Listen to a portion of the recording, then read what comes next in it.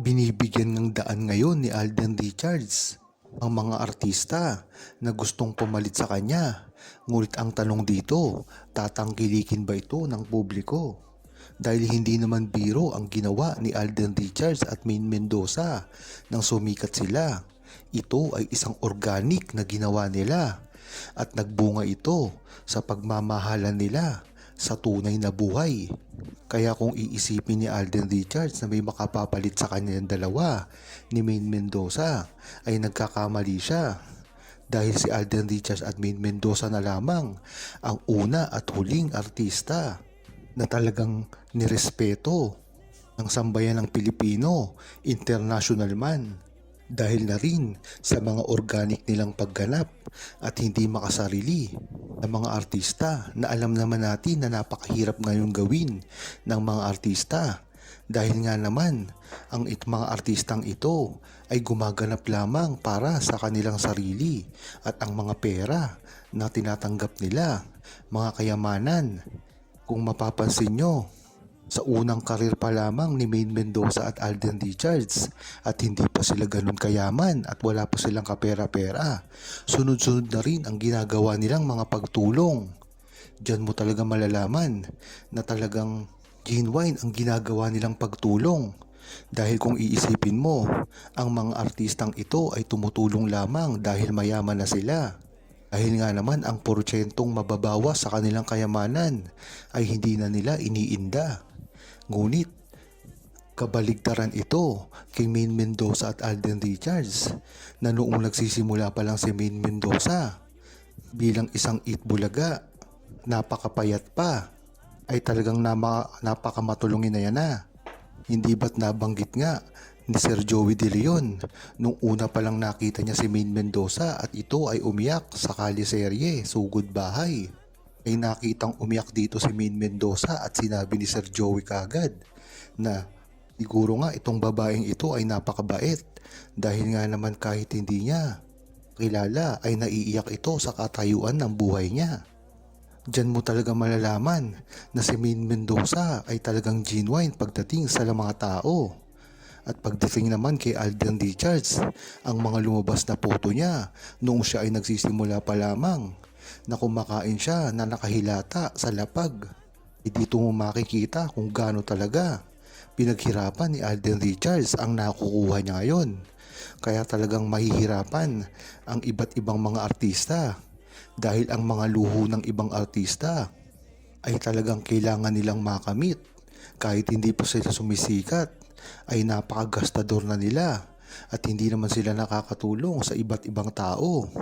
Kaya diyan mo palang malalaman na talagang si Maine Mendoza at Alden Richards hindi kahit kailanman mapapalitan.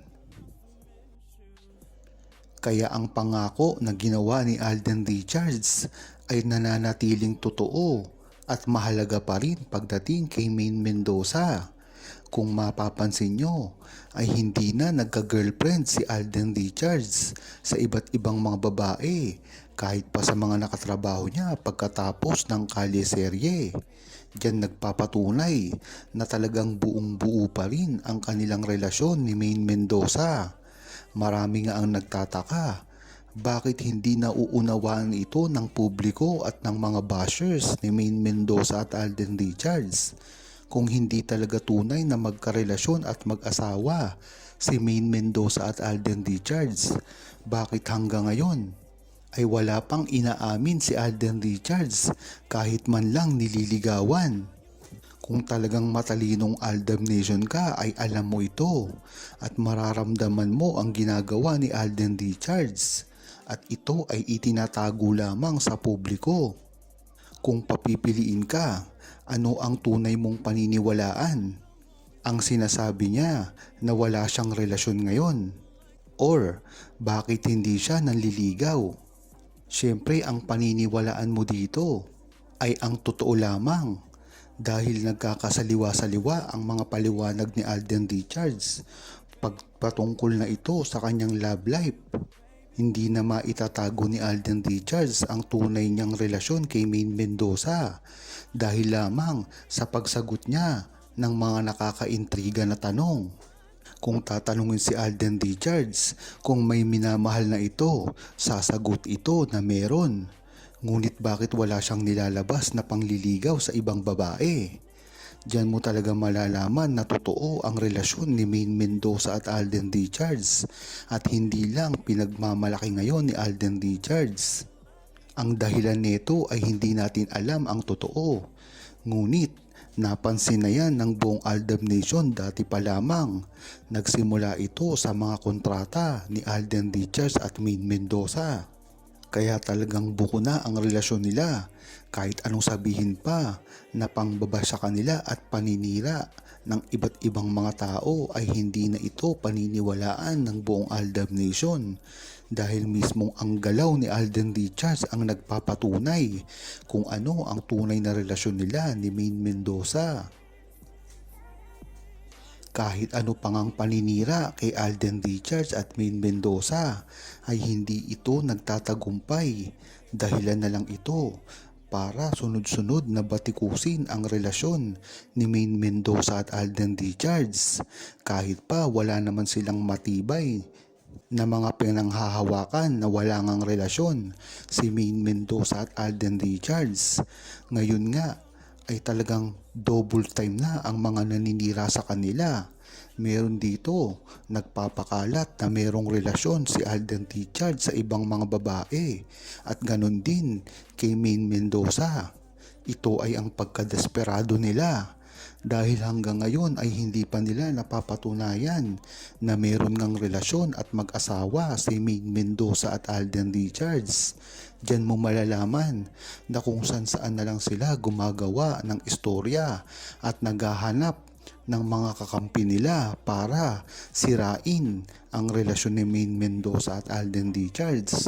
Kung dati nga ay iisang grupo lang ang naninira sa kanila at ito ay ang mga pan ng mga Brand X. Ngayon naman ay nakahanap na sila ng mga kakampi na talagang gustong sirain ang relasyon ni Maine Mendoza at Alden Richards para na rin sa kapakanan nila, katulad ng mga Katden at mga Armain. Yan ang nabuong mga grupo simula nang mawala ang Kalye Serye na kahit ano namang gawin nila ay hindi sila magtatagumpay. Yan talaga ang inaasahan nila nang mawala na ang Kalye Serye at nang sumikat ang kanika nilang mga idolo. Siyempre nga naman ang alam nila, pagtapos ng Kalye Serye ay mawawala na ang pagsasama ni Alden Richards at Maine Mendoza at hindi nila inaasahan ang talino ng buong Aldab Nation na magsoko at patunayan kung ano talaga ang tunay na mamamagitan kay Maine Mendoza at Alden Richards sa simula pa lamang. Kaya kung tatanungin nyo ang buong Aldab Nation ay alam na nila ito dati pa at sanay na sila sa mga ganitong balita. Kaya kung tatantyahin ng mga Aldab Nation ang ginagawa nilang ito ay hindi na rin bago sa kanila.